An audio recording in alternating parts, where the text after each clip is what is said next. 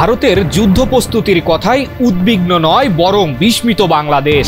শান্তিরক্ষার জন্য ভারতের সশস্ত্র বাহিনীকে যুদ্ধের জন্য প্রস্তুত থাকতে বলা ভারতের প্রতিরক্ষা মন্ত্রী রাজনাথ সিং এর বক্তব্যের প্রেক্ষিতে এমনটাই জানিয়েছে পররাষ্ট্র উপদেষ্টা তৌহিদ হোসেন। বক্তব্যে ভারতের প্রতিরক্ষা মন্ত্রী বাংলাদেশ প্রসঙ্গ তুলেছেন কেন তা নিয়ে উদ্বেগের চাইতে বেশি অবাক হয়েছে ঢাকা। তিনি বলেন, বাংলাদেশের সাথে ভারতের যুদ্ধ হওয়ার কোনো সম্ভাবনাই নেই। রোববার দুপুরে নিয়মিত প্রেস ব্রিফিংয়ে এসব কথা বলেন পররাষ্ট্র উপদেষ্টা। তিনি বলেন, ভারতের প্রতিরক্ষা মন্ত্রী রাজনাথ সিং কোন প্রেক্ষাপটে ও কি কারণে এ কথা বলেছেন সেটা আমরা দেখব।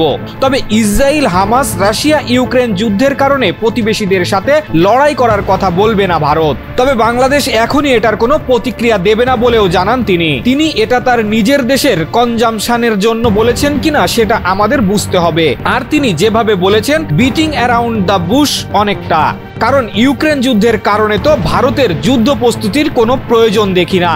হামাসের সঙ্গে যে সমস্যা হয়েছে তাতে করে ভারতের এখানে কি সম্পর্ক?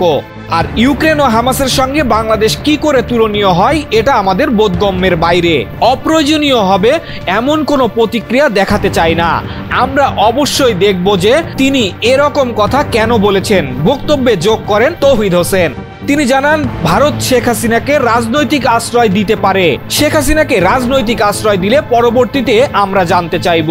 এ সময় রোহিঙ্গা প্রসঙ্গেও কথা বলেন তিনি। জানান, আর কোনো রোহিঙ্গাকে আশ্রয় দেওয়া হবে না, তবে কিছু ঢুকে পড়েছে বড়সড় জায়গা, তাই সক্ষমতার কিছুটা ঘাটতি আছে, পুশব্যাক করা হচ্ছে বলেও জানান তিনি।